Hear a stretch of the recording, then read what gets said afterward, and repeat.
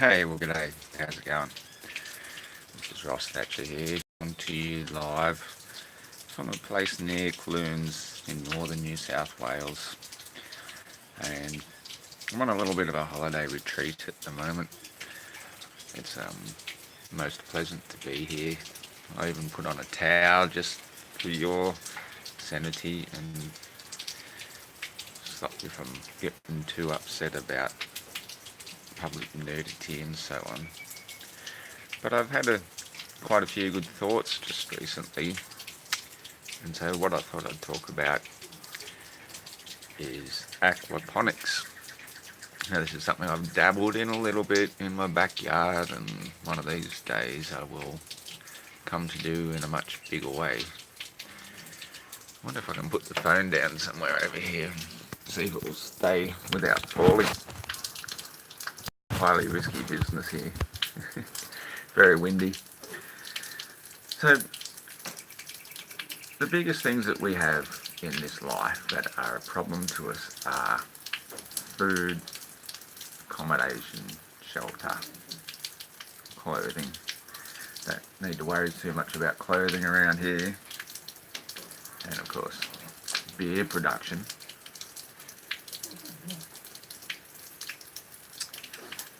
If anybody does, come on making comments. I don't think they show on this device. I'm just using my phone while I'm on a little bit of a holiday.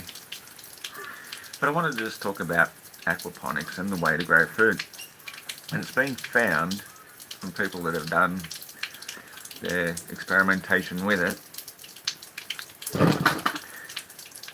is that in about the same amount of area it takes to grow an ordinary crop, you can grow about 10 to 15 times as much food if you use the process of aquaponics. It is the future of growing food, and we have the technology available now that there's no reason why we shouldn't be doing it. And when this phone does drop, it's going to go smash. I can feel it going to drop. Oh well. So basically, in a nutshell, aquaponics is growing fish, which you can use for food. And basically what you do is you pump the fish water through your plants to water them, which is like hydroponics. It's the exact same process except without the chemicals. And the plants filter out the fish waste as a nutrient to grow your food. It's a very beautiful, simple process, and you can grow in an abundance of food in a very small area. I can't quite think of the proper term for it now. There is a term for these people, and buggered if I can think of it. But in places where it gets a bit colder than it does here in Australia, and you still want to do it here in Australia actually to keep it from getting too hot, the same process, is you dig into the ground and you basically build 3/4 of it underground, so the earth is the natural insulator of your grow room, and you only need to put a plastic roof over it, some sort of big tarp or whatever, so you get enough light in there. The fish then are insulated, the water maintains a constant sort of temperature, and you can grow food all year round. Therefore you no longer need to go to the supermarket to get all your food you need. You no longer need to transport food all around the world, which is bloody creating all this pollution and shit. If everybody had one of these in their backyard, the world would be a much better place. And you can use a Savonius rotor. A Savonius rotor is basically where you take a barrel, any big barrel, any size, cut it in half, weld it together to make an S shape. Now this thing with an axle through the middle of it will pick up wind in any direction, and you can attach then a gear wheel to it to then run a small alternator from an old second-hand or disposed wrecked car. Grab all the alternators out of them because that's the power generators, and you can create all the free electricity you need to then pump the water around. And maybe in some places you might even want to make some artificial lighting, which now we've got LED lights. You can basically grow stuff all year round. Hey, someone actually, oh, they showed for a second. as I say, this device, the messages don't show for very long.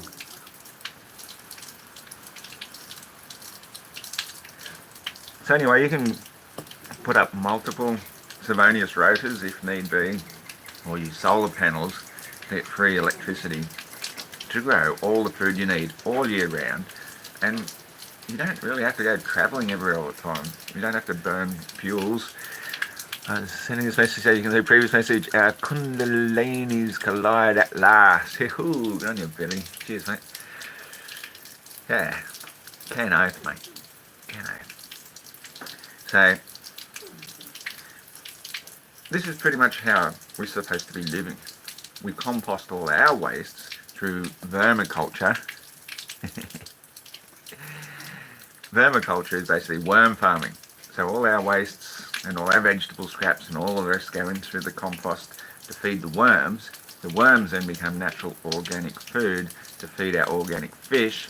The organic waste from our organic fish grows our organic food, and so you've created a perfect cycle where everything's organic, free from disease, chemicals and pollution. And if it's grown indoors, well, you've virtually ruled out all the insects as well. Maybe you'd have a nice little native bee hive there that will help fertilise your plants, get a bit of natural honey, taking care of business. And then the other thing you do when you've got your fish and you want to harvest them, and you smoke them to make beautiful smoked fish. That also preserves them so you can back seal them. You don't really need to store them in refrigeration. The timber that you use to smoke the fish will turn into charcoal. Charcoal then works as the best way to filter water. So when you're filtering your water, it removes all the heavy metals and chemicals and so forth out of the water, and it locks them into carbon. You then, because you've obviously moved out to land by now and you've got beautiful big hemp fields growing everywhere, you're growing copious amounts of hemp for all its medicinal purposes, for all its oil purposes. You might want to run some generators as well, so you get your biodiesel from the oil you press from the seeds. The inner stem of the hemp plant is called the hurd, the hemp hurd. If you mix the hurd with lime, which you might get from, say, farming your own oysters or something, lime shells, mix that with lime and then local rock dust or local sand, whatever you can get available, you can make what's called hempcrete. And hempcrete petrifies into stone over time. So this is how we are going to heal the waterways everywhere, and especially in Australia. Like, the biggest thing that annoys the heck out of me here in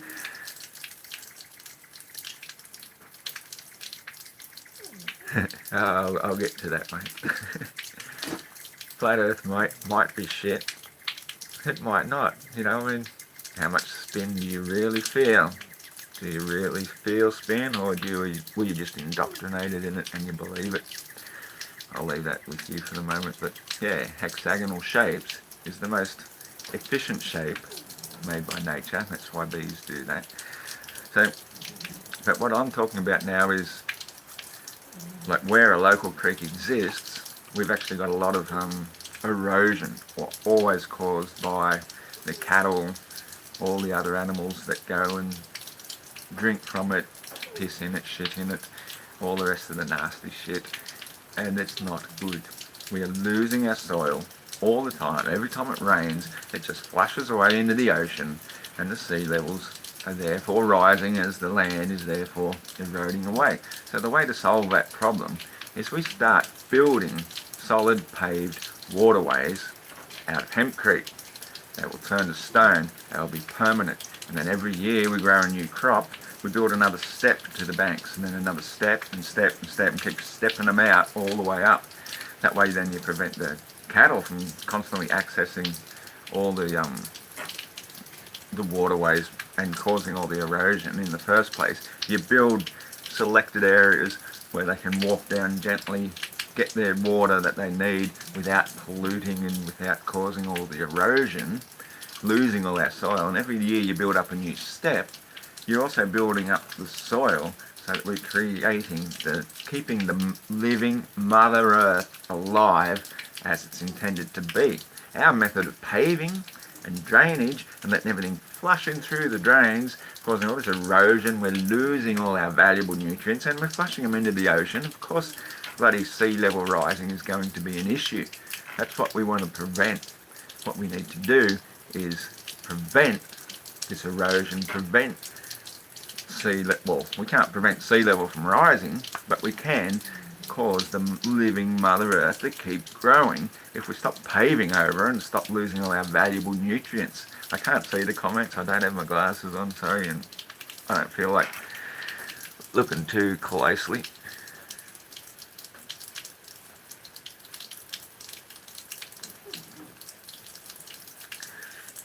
Mate, it's fucking summer here. It is hot as. You should just be grateful I put a towel on. I feel like taking that off, so shut up. Don't hassle me about not having a shirt. Now where was I? Okay, that's right, going back to growing our hemp fields. The hemp plant, the inner herd of the stem, mixed with lime and local sand, petrifies in the stone. So you're building up major waterways step by step every year over many years, so that any animal or human or child, anything that falls into the water, no matter how tumultuous the raging waters might be, they can find their way to the edges and easily climb back out again, so there's no more drowning, because our waterways can be quite dangerous. On the other side, of course, you make them a bit higher, so you're preventing anything from getting in that can't climb quite high steps, and plus then you're retaining the soil and stopping it from washing away. And so then the more that you add all our waste back through composting and vermiculture, then the excess then is fed back to the soil, to the crops, while meanwhile in your aquaponic system the worms themselves are going into feeding your fish. It's a long-term simple setup that we have the technology to do now, and there's no excuse for not doing it. You don't ever have to go to a supermarket again to get the food you need. And if you still think you want to kill animals to eat their flesh, then I'm sorry that you're not really going to be a part of this kind of lifestyle. Like, yes, we can eat some fish. Yes, we might sacrifice the odd chicken for the Sunday roast or something like that. That's not nearly so bad as killing cows. I really, really, really think we have to stop killing cows. Cows are beautiful, sacred creatures. Let's see if some of these comments I can read. Express your answer in miles per hour. If the speed is 1,000 miles per hour, the crater was the speed at the poles. I feel guilty about eating meat. I feel guilty about eating meat. We should feel guilty about eating meat because we are mammals. We feed our children through their mother's breasts. Go back to sleep. Got my little dog here. We feed our babies through the breast. Any animal that feeds their babies through the breast, that we just feel okay about killing and eating and depriving their children of the milk because we want to eat it, we're doing the wrong thing. We are living in a time of such abundance. We have so much technology. We no longer need to do things that we might have once had to do just to survive. We have the ability to go above and beyond that. So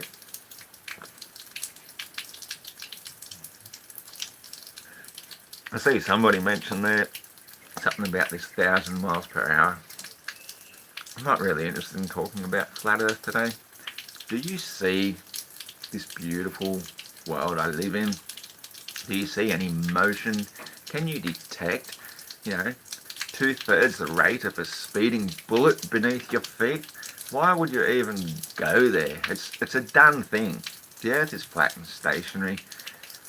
I'm sick of debating it. I'm really honestly done with it. If you don't believe it, I don't really care. You don't have to believe it. You can believe whatever you like, as long as you're a good person and you're doing no harm, you're not harming my animal brothers and sisters, and you're living truly in a loving environment, then I don't care what you believe.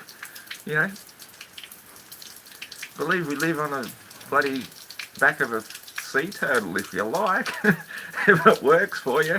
I don't believe that. I believe the earth is a living, organic pile of shit, basically, but it's a very special pile of shit. It's the only pile of shit we've got, and it's floating in a massive ocean, and we have to keep feeding this pile of shit and stop flushing it into the oceans in order to make this world a place worth living in. I'll see if I can read some of that. How deep is the deepest hole ever dug? About 8 miles. Now that all the rest of the comments have disappeared. Wonder if I hit that, will it show up? There we go. I do see without clouds the beauty of a mother and a babe, the luck of killing said babe and mother. I think that is humanity's next step. Yeah. That's right, Billy. I don't think we should be killing. Life comes from life. Death comes from death. This is the biggest message I really have to spread. Hippocrates said that your food shall be your medicine and your medicine shall be your food. Jesus said that death comes from death. Life comes from life. What is life? Light. Sunlight is the giver of life. So when we eat living foods imbued with sunlight, we become living beings. If we keep polluting ourselves, it's hard to kill a person. It can take 70 years of eating the wrong shit to actually kill somebody.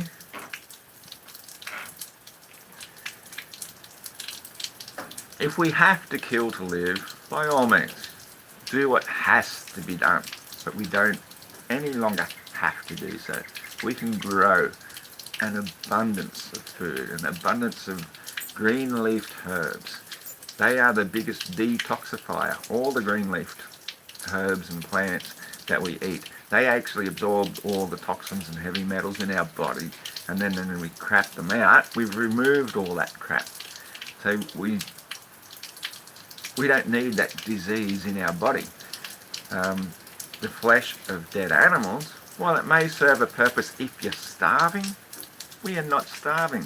We have an abundance of food. Fruits are like living packages of sunlight given to us freely from the tree, where we don't have to kill anything. We can just go and pick them as we're designed to do, to pick fruit and to eat them. And if we throw the peel and the seed on the ground, where it naturally turns back into soil, we're not polluting this world at all.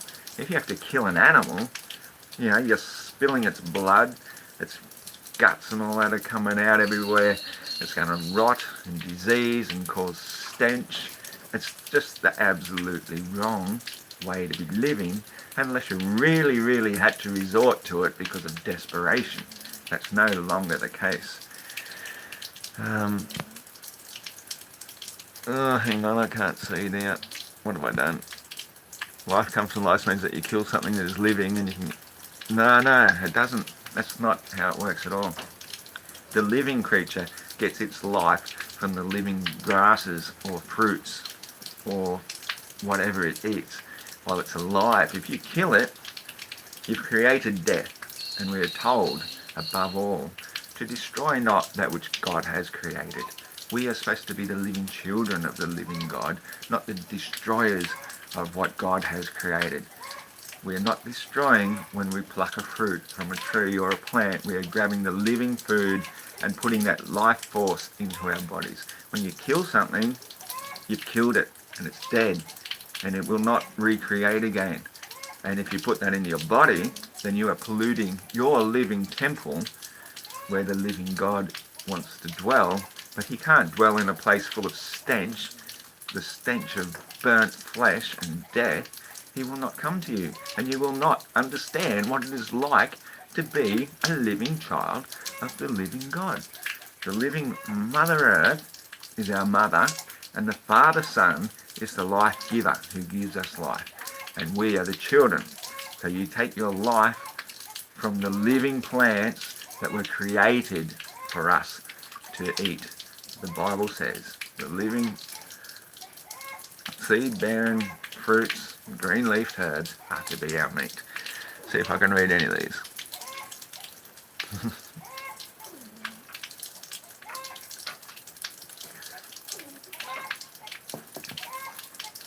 I killed a mouse once too, and sometimes I don't feel too guilty about it because they get into my food supplies and shit in my cupboards. But, you know, you've got to get rid of vermin. But in an ideal world, you'll keep a cat to do that, because that's what cats do. You'll keep a carpet python. Carpet pythons get rid of your vermin as well. But if you think, if you want to eat your dead deer, you know, I can understand that. I've got no problem with people who hunt their own animals if they feel they must. I think there's a place for it.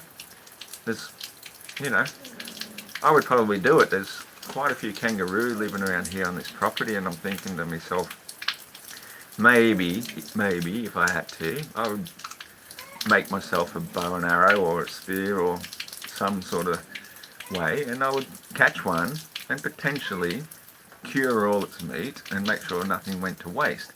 But I don't think that's the way people live these days, and I don't think we need to live that way these days. We have multiple ways of living off proper food, which we could then feed the kangaroos and feed the deer and feed the cows and feed all the other animals, so that nothing has to die just so something can eat. I just don't think it has to be done anymore. We're here to eradicate death from the world. That is what I think is the biggest reason why we are now here in this, the golden age. We're at the beginnings of the age of Aquarius, and we have to be smarter than our ancestors who were forced into doing things that they rather wouldn't do. They say, oh, you have to eat your meat to survive. Well, back then, yeah, you did have to do it because there was no plant sources that we needed. But these animals could eat the plant sources that we couldn't, so we could eat the animal and get second-rate nutrition. But if you want first-rate nutrition, you'll go to the highest source, and the highest source is the humble honeybee. The honeybee produces the most perfect food that we could possibly want. Honey is like second rate, but the royal jelly that they produce has every single one of the essential amino acids that our bodies require in the perfect combination. This is almost as though some great creator put them there for us and said, these are the things that I'll give you the perfect food, and all you need is this tiny little dab of royal jelly once a day, and you need no other solid food in your body whatsoever. We're designed to be breatharians, to run off the living air, but because we have polluted our body so much, we have to eat so much to flush out all the toxins all the time. But if we stop putting toxins in our body, we don't need to eat so much. We can have healthy, vitality without filling our guts full of copious amounts of food. The biggest problem is overeating. I mean, look at some of those nations, what they call first world nations. They got like 30% or more of people that are fucking obese.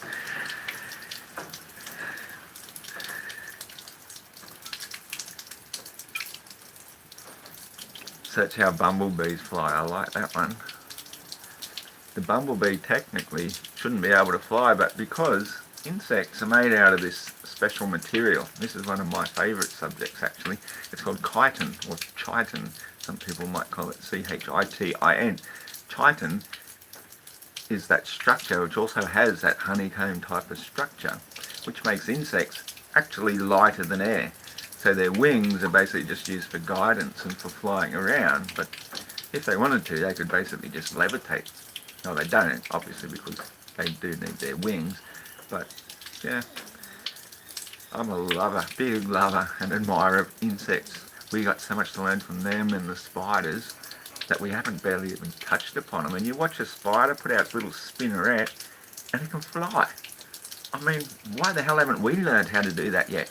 We have to use great, powerful, thrusting, burning fucking engines of massive amounts of fuel in order to force a vehicle through the sky to make some sort of effort of flight. But the insects, they've been masters of this for thousands of years. They know their shit. We're dumb, idiot, bloody apes falling from the trees.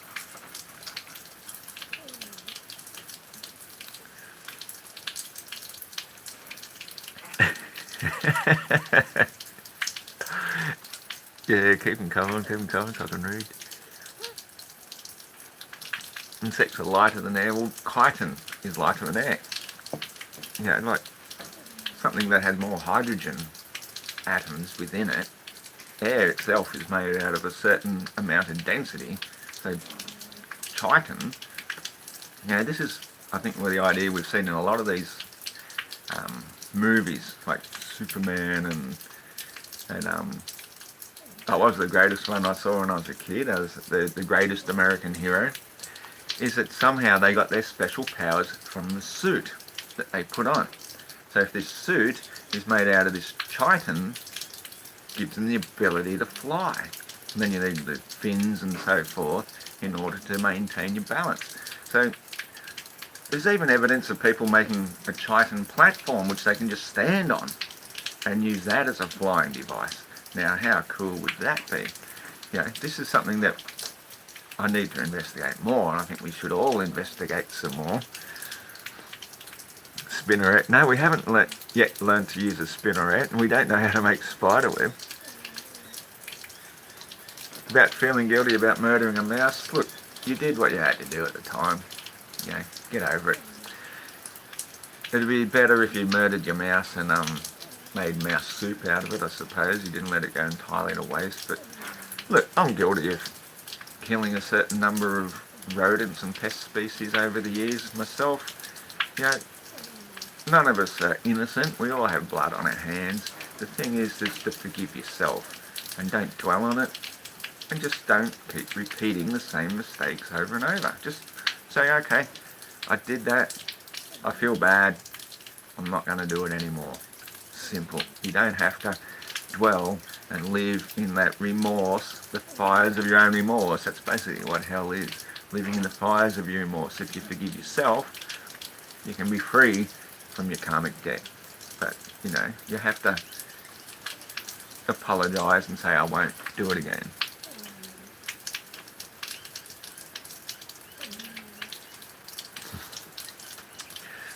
You won't get superpowers from a spider. What we have to do is apply our intellect, our knowledge, and say, if a spider can do that, then how can I do something to mimic what a spider does? Maybe we can just have some sort of fabric tail that we can use as a spinneret, and that will take us off. But I think, you know, we're a little bit more advanced than that. That's why I keep pushing my idea about the Helios, as I call it. I like to sit a little bit closer so I can read some of these comments. The Helios is my idea of free energy and free flight, free transport. So we no longer need these dangerous cars full of flammable fuels, full of heavy metal that could potentially explode if we banged into somebody, full of all this broken glass and be very, very deadly. My idea of the helium blimp is something far more gentle, a far more efficient way of getting around, where it's running off compressed air. So I don't know exactly how it's going to work. I've got multiple models in my head that I've worked out over time, but the idea of being inside a wafting balloon with a wing across the top and a big fan blade at the back, as I explained in one of my previous videos, is a far more efficient way of getting around without causing any pollution, no noisy engines and other bullshit. What causes the tides? Helios is a fake god. Come on, keep throwing them at me. Helios is my name for the helium blimp. You know, the sun obviously was once called Helios, All the names of the sun are fake gods. The real name for the sun is Lucifer. So Lucifer worship is sun worship. Heliocentrism is Lucifer worship. So just get over this heliocentric bullshit view. What was that other question again? What causes the tides? Okay, I do like to talk about the tides. Forget about the helium blimp for a moment. You don't want free energy, you don't want free transport. Let's just talk about the tides which already exist. The tides, we have 2 of them a day. We have 1 moon. The moon has 1 mass. How can you have 2 tides from 1 mass? The mass of the moon never changes if you're assuming it's the mass of the moon causing the tides, pulling water around. I mean, have you ever put your hands in water and pulled water? Of course not. Nothing can pull water unless you're moving the entire container. But on the flat, stationary, planar Earth that we do actually live on, we have 1 moon going around us and we have 1 sun going around us. And each one of them creates their own various electromagnetic energies that propel the water. They push it away because it's salt water. And so each one of those pushes down on the water, and so they're pushing the tides ahead of them. And then the second tide, of course, is following in behind that. 2 bodies creating 2 tides. And of course, we get our king tides when the sun and moon are opposite each other when we have the full moon. That's how we get the full moon, because when they're opposite each other, that's your, basically if you viewed it from above, would look like a yin-yang model. Got sun and moon wafting around above us. This is how it works. When they're closer together, they don't work as strongly with one another. So of course they don't push the tides around nearly so strongly, which is why the tides are never the same every single day. But they are the king tides when they are opposite each other, especially at the equinoxes, because that is when the sun is basically at the same height as the moon, because it's going through its annual path. The sun goes up and down all year round. It goes to its highest at June 22nd and it descends to its lowest at December 22nd. And because we are very low to the ground, us little insignificant creatures looking up at something very high above us, that makes the sun appear to go further south and then appears to go further north. And that's why the northern part in their summer has 24-hour northern sun. And when it's far south, it's some other effect, what they call the coffee cup caustic effect, I believe is the technical word for it, is why they can get 24-hour sun in the far south. But the seasons are not diametrically opposite whatsoever. And I've explained many times that us pale-skinned people, we came from the far north originally. That's where we originate from, because we need to have pale skin to get the amount of vitamin D we need, because we live in the far north. As you go further south towards the equator, skin colours naturally get darker because you're closer to the sun. And then as you go further and further south, skin colours naturally get darker and darker, all the way as far south as humanity has existed. Places like Tasmania and South Africa, South America. Even in New Zealand, they don't get quite as dark because their sun is still a bit subdued because they are so far south, but they never turn back into pale people the way people that came from, say, Sweden and Denmark and England and all the rest did. Let me read another comment now. I think I just saw something. How much does the ocean weigh? Who the fuck knows? Who the fuck cares? Look, the sun just goes in a big circle. It always goes around the equator. That is why it never speeds up or slows down, but its apparent height is what creates the seasons. South is lower, north is higher. You see in the sun analemma, the equinoxes are the points where it crosses over in the figure 8 twice per year, and it's got the tiny little circle at the top because that's when it's furthest away from us, going what we call towards the north. How we apparently view it. Doesn't mean it's moving anywhere, it's just how it appears to us. down below. And then when we've got the big part of it, it's because it's closer. It's once you grasp the basic simple understandings of how the sun and the lemma works over a flat stationary planar Earth, it's really quite simple.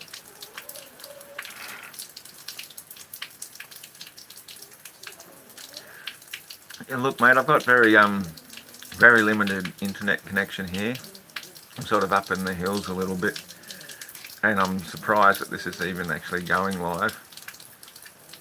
But yeah, I just wanted to talk about practical things, about how we can have free energy, free food, live in abundance with technology we've got, which is simply and readily available. So I might sort of go back to that for a second. Is that the car alternator is an energy generator, and if you get a bank of batteries, which can easily be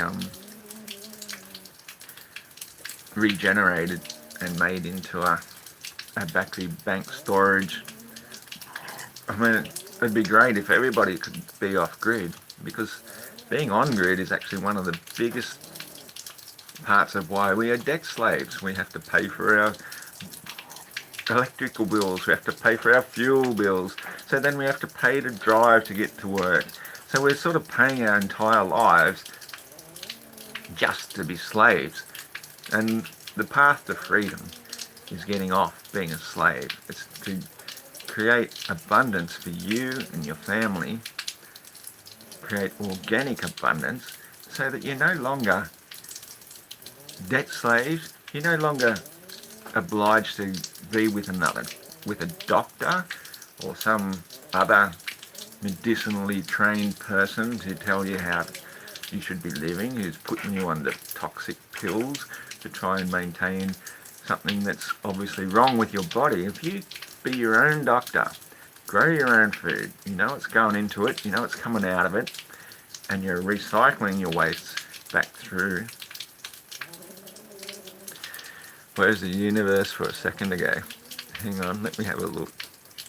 Some of these comments are interesting. Your amount of years, can you tell us some first-hand stuff you can swear is out of whack in your years?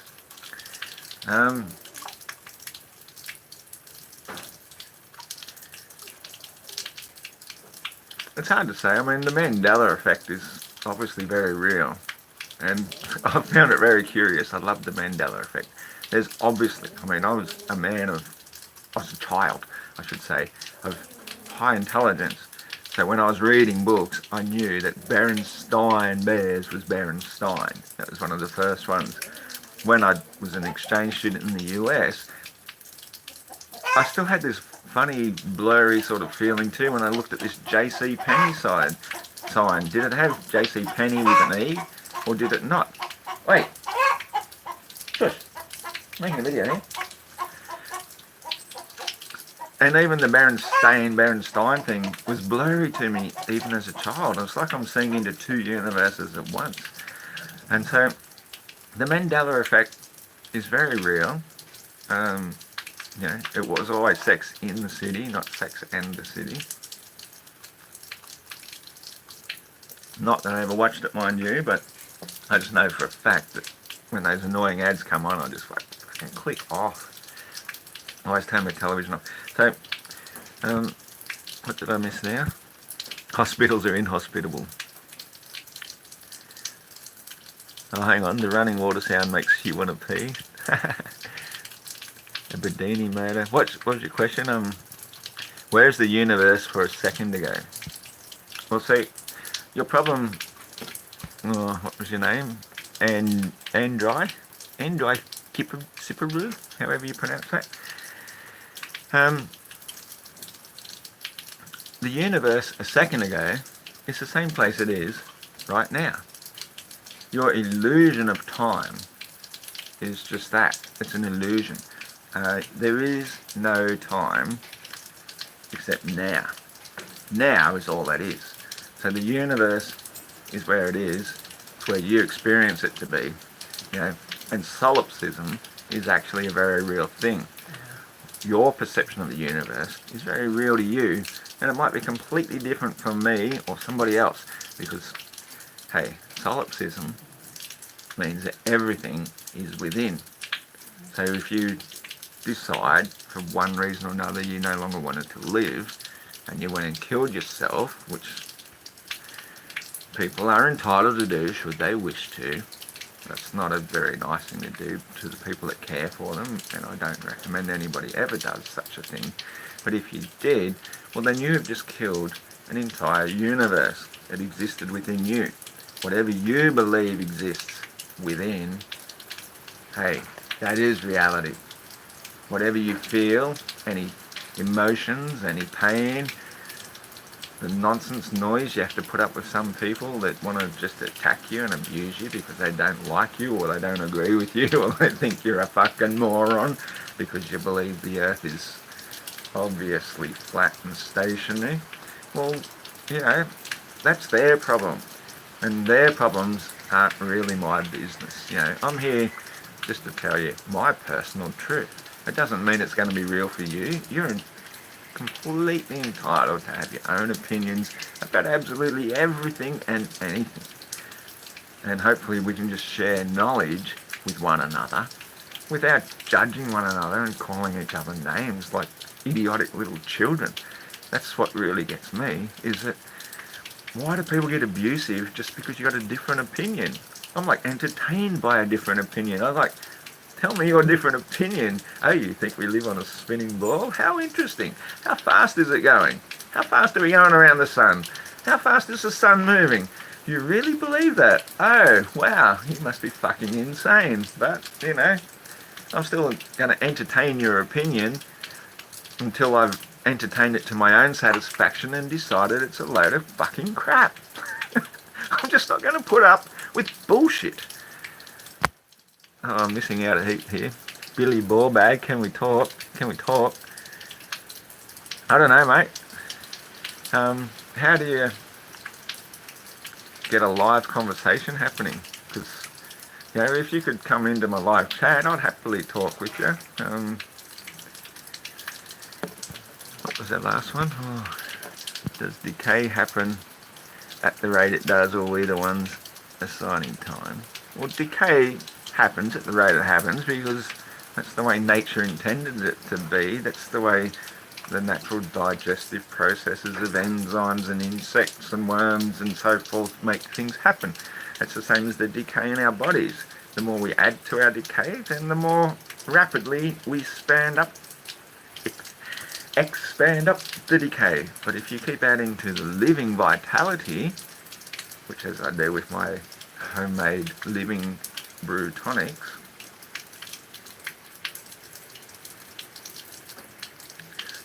then you are adding to the living vitality and you are preventing decay. And as I like to say, we can live forever. This is the purpose of why we are here. If we really choose to be here, if we really want to be here, we're not meant to be here just breeding machines, growing old and dying. We are potentially here to live forever. And this is my message that I keep trying to put across, why I'm suggesting we need to be growing our food aquaponically, how we can do it free of charge, how we don't have to be living as debt slaves, which is taxing our bodies and pushing us into an early grave. We can live forever if we are absorbing the light and living energy of the world around us. It is all prana. Prana is the life force, and prana is in every living thing. All you need to do is breathe. Go outside and look at the sun. Breathe in the fresh air. If you're living in a place that's full of pollution, then naturally you're going to have to spend most of your time detoxing, which is the purpose of eating solid food through our body, to absorb all the toxins and flush them out where we no longer need them.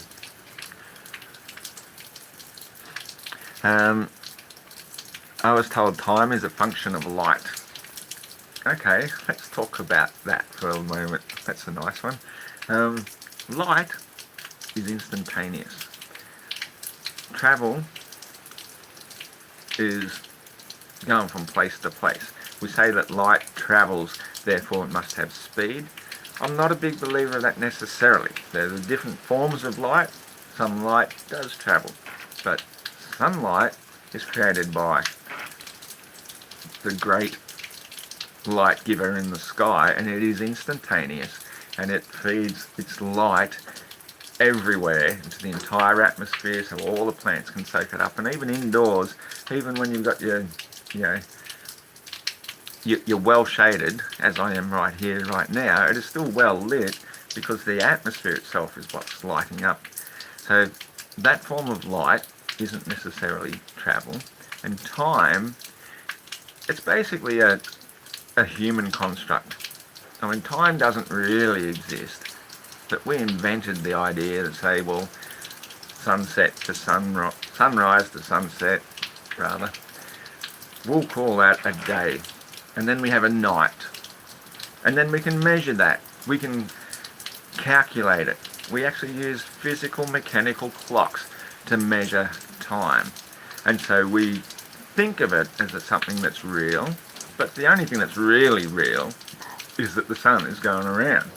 It's coming back again. It's going around and coming back again. So,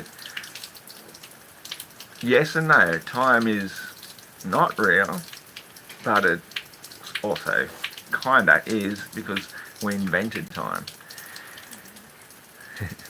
Hey Major Flat D, I actually like reading your stuff. Oh, come on, show up. Speaking of time, if there is no form, for the earth is neither spherical nor flat. Well, you observe the water, the natural state of water, to understand the reality of the realm that we live within.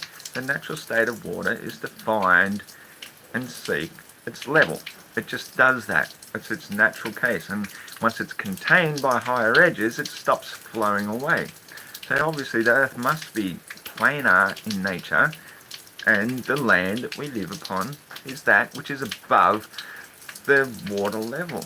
It's really not that much of a rocket science type of thing to work out that it's a flat stationary planar earth. We are not moving. Einstein invented the special theory of relativity to explain why we can't detect any motion. And this whole space-time woo, it's just nonsense. What exists is now. This exists. Now it's gone, but now it's now again. It's always now. You cannot live in the past. You cannot live in the future. You can control your reality to make it how you want it to be, but you cannot exist any time but now. That's one of the greatest realizations of enlightenment, is that nothing else matters until it does, because you get hungry, or the children are screaming at you. They're hungry. You've got something real to do, real purpose in life.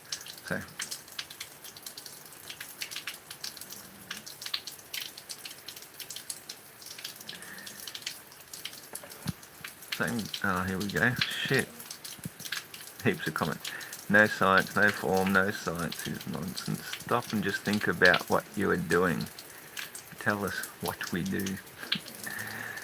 Of course there's science. My grandfather was a great scientist. He was a science teacher, and he was a huge inspiration to me as a child. I wanted nothing better. As a child, I said, I'm going to be a scientist, like my granddad, and I'll be a science teacher as well, and I will teach people science. But, his wife also was a science teacher, and maths and English. My mother became a pharmacist. She was their firstborn child out of the 9 they had.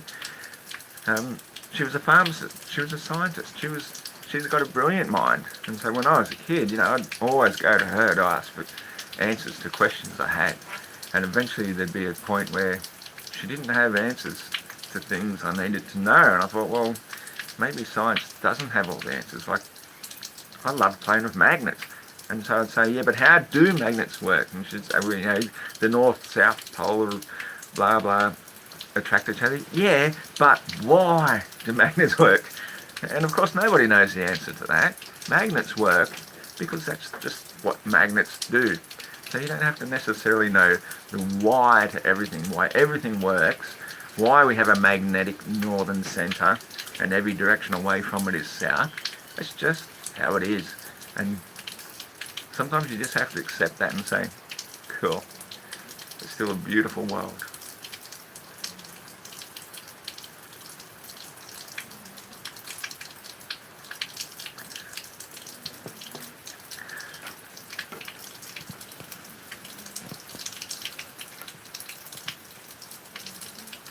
Eric Paul, what do you get out of pretending the earth is flat? Okay, well I will address that. What do you get out of pretending that we live on a spinning ball hurtling through outer space? Do you have any proof of that?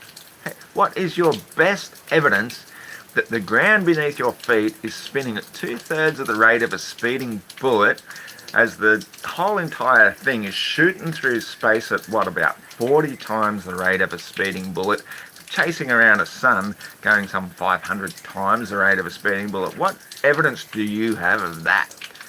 You know, you call me a faker for believing I live on a obviously stationary planar Earth?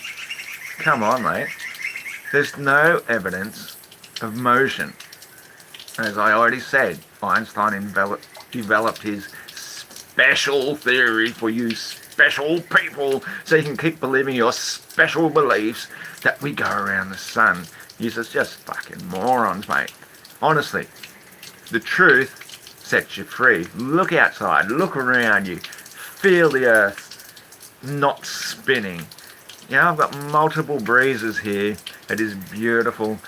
And there's no way that that comports with the reality of being on a spinning space ball in the vacuum of space with an uncontained atmosphere which would instantly disappear to the path of least resistance, which would be the vacuum. That's why I don't like to even entertain this concept of even talking about flat earth anymore. It's done and dusted. The globe is absolute bullshit made for you fucking Satan worshippers, heliocentrists, to believe your pack of fucking lies and try to inflict it upon my children and brainwash them with absolute nonsense.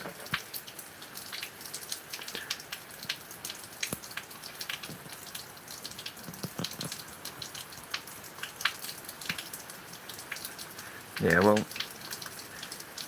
of course, yeah, they like to think we're a virus, that we're some sort of disease.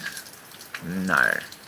We are the divine children of our heavenly Father Son and our divine Mother Earth. We are here for a purpose, and we've got to stop believing in bullshit that you've been indoctrinated with in your compulsory schooling from your slave masters telling you this fucking nonsense that we live on a spinning ball. It's an insignificant tiny little dot going around an insignificant tiny little star in an insignificant arm of a galaxy in a massive universe that doesn't care shit about you.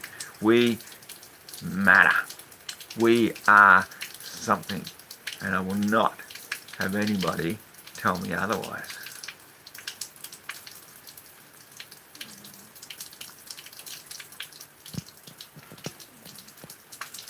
We are earthlings, baby earths, babies from the Mother Earth. Earthlings are star seeds.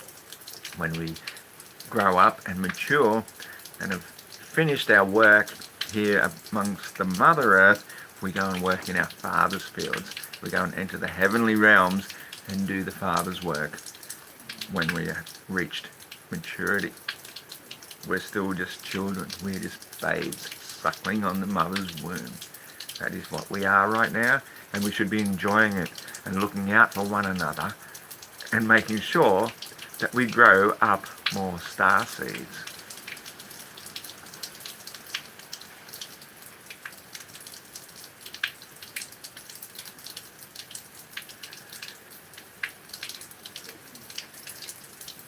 Well, the sun and the moon are two completely different things. The sun is, as I've said many times, and for those who've missed it, I'll explain it again. The sun is the greatest angel of God. It is like an interdimensional portal which acts between the physical plane and the heavenly realm. And it dilutes the true light of God into this realm and gives light and life upon the Mother Earth. The Mother Earth is obviously the wife of the Father Son. And she is who gives us our bodies, our shelter, our food, our everything we need.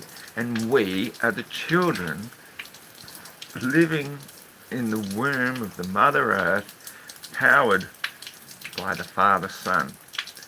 That's just how it works. Everything is organic. Everything is beautiful.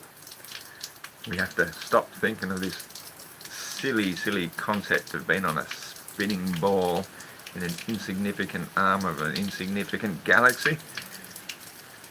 This is where it's at.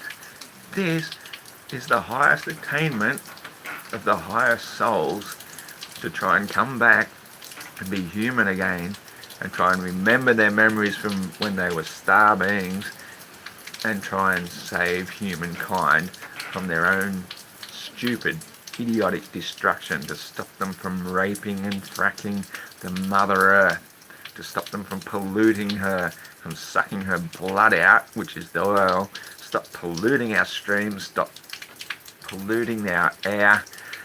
We have a purpose. And it's quite an important one. And maybe, just maybe, I will entertain the notion. Maybe it's just an artificial construct. Maybe it is all a simulation. And that we chose to plug into this particular program because we wanted a challenge. Maybe I did that. I don't know. But what I do know is that I'm here for a purpose. And I'm going to do what I came here to do. And that is to stop the destruction, to stop the slavery of human beings, to stop the destruction of my dear Mother Earth, and to stop the pollution, and to care for all the beautiful creations, the living beings, which are animals, insects. Every living thing has the right to live, and we have to be smart enough to make sure that they can live in freedom and safety without turning into pests and rodents and becoming so abundant because of something we are doing wrong. We have to find a balance in everything we do.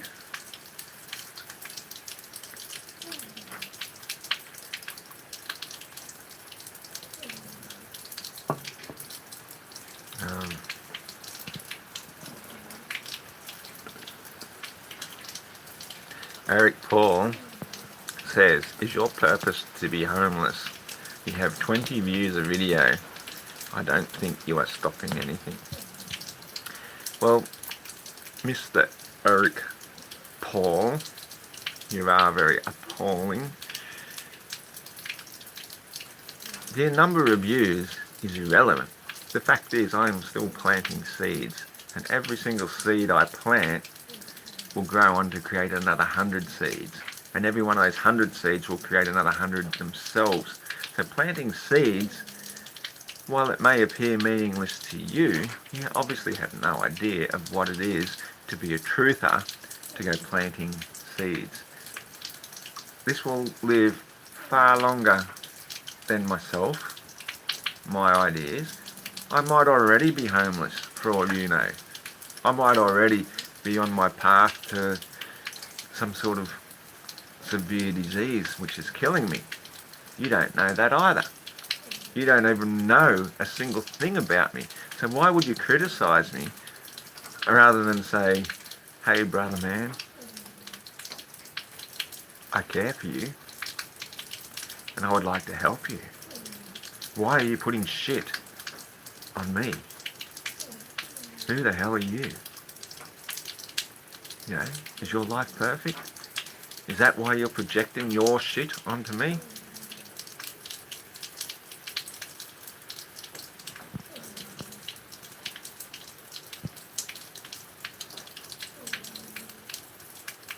Hugh modifies the word. Hugh Man is a modified man. I love that one. Cool channel name. Hugh. Who are you? Ooh, ooh, ooh, ooh. Hugh is one of the oldest names of God. So when we are called ourselves Hugh Man, we are God Man. We are the living vibration of Hugh. If you record cicadas or crickets at night time and slow it right down, it sounds like angels singing. That is the sound of Hugh. Who? It is like the sacred sound.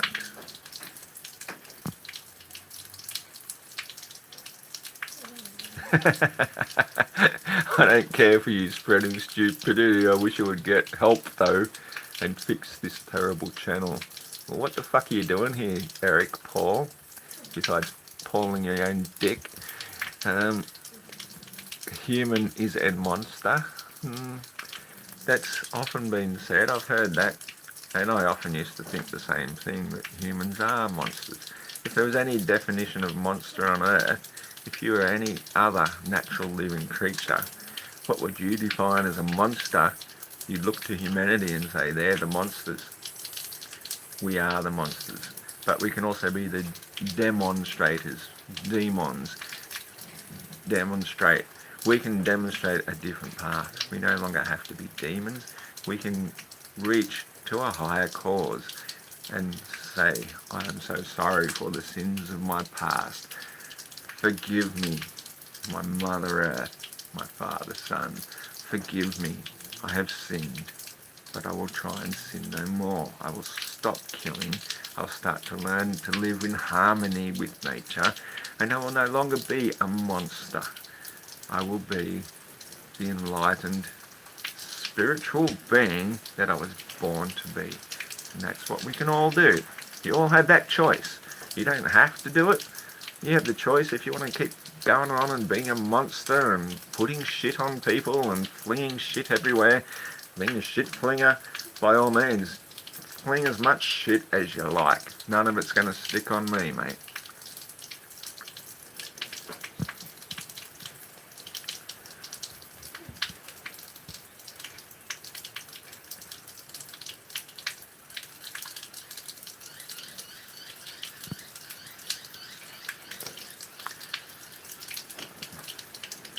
Oh well, now we've got the shit flingers fighting amongst themselves. Oh God, anybody that makes baseless claims about what Jesus is or isn't. Jesus was a man, and he was a man with a mission, and he came and learnt in the highest schools that Earth had to teach at the time, and he showed by example of how we should be, how we should forgive our enemies, how we should let them persecute them if they will, persecute us if they will, because that is what is in their hearts to do.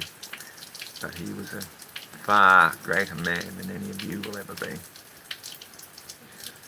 Far greater man than I will ever be too, I will happily admit.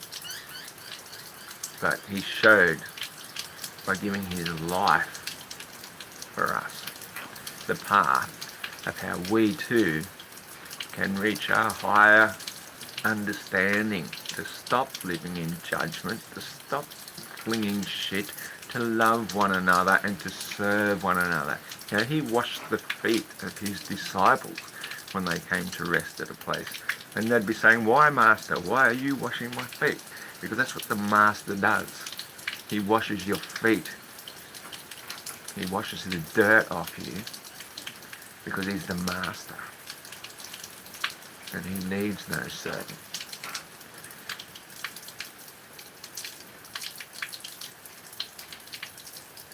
I'm really curious to read some of these comments now, which I can't really read without my glasses.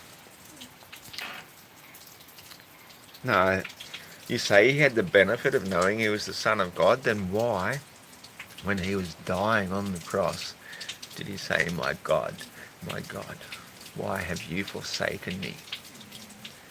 He believed perhaps he might have been the so-called Son of God, but there's no such thing. We are all children of God, and all of us will suffer the most cruel death while we allow this tyranny to occur. So while he is dying on the cross, he thought aliens might have come down and saved him or something like that, that some sort of divine intervention would come and save him. And then when it didn't happen, he was like, my God, why have you forsaken me? I won't go into what happened after that, but basically, being a yogi master, he was able to still his heart enough to fake his own death. Any yogi master can do that. We've all seen the yogi master buried in a box at the bottom of a pool who can stay down there for half an hour by slowing their breath sufficiently. And that's how he escaped death. And he eventually went to Japan and lived a long, happy life away from those evil, persecuting Jewish fuckers, the ones who are ruling the world right now. So yeah, you can call me anti-Semitic if you like, but I know what I'm talking about when it comes to this. They rule our media, they rule our courts of law, they rule everything. And the reason that Hitler escaped at the end of World War II is because he decided, why would you want to be a part of this tyrannical world? They found the path underneath Antarctica to find the promised land, and so they left. He had no reason to stay. I wouldn't either. Thanks, Andre. I didn't really see many of your comments, but it was nice to talk with you too.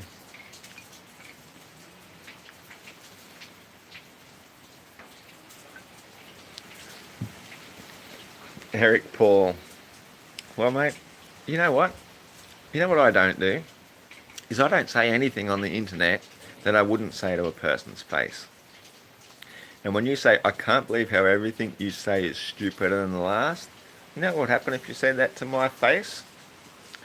I'd say, okay, mate, let's just go and step outside and I'll fucking smash you into the fucking ground. Because I don't like little bitches who sit behind their fucking skirts, their keyboard skirts, and say shit that they would not say to my face. If you got something to say, then don't just say it from behind your fucking skirt.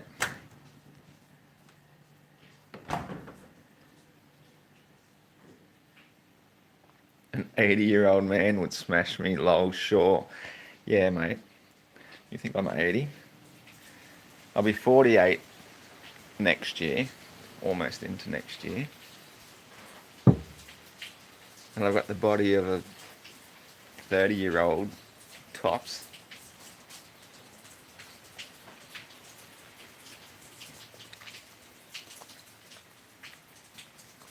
I make my own beer. It's a health tonic.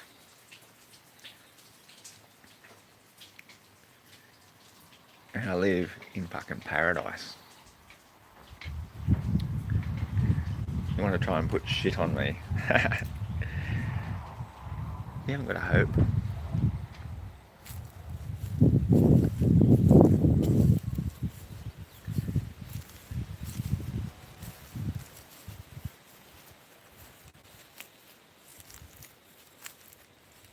You could just dream about living in such a paradise. I can be clothes optional as much as I like.